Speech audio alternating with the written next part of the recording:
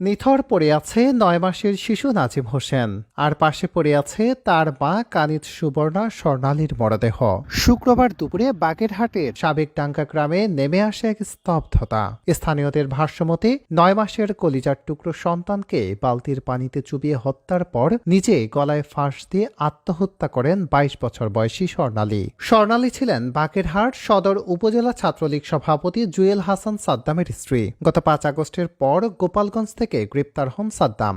বর্তমানে তিনি যশোর কারাগারে বন্দী। স্বজনরা জানান, স্বামীকে মুক্ত করতে দীর্ঘদিন ধরে আপ্রাণ চেষ্টা করছিলেন স্বর্ণালী, কিন্তু একের পর এক মামলায় স্বামী মুক্তি না পাওয়ার তীব্র মানসিক হতাশায় ভুগছিলেন তিনি। প্রতিবেশীদের দাবি, স্বামীর প্রতি গভীর ভালোবাসা এবং তাকে মুক্ত করতে না পারার চরম ব্যর্থতাবোধ থেকেই এই চরমপথ বেছে নিয়েছেন তিনি।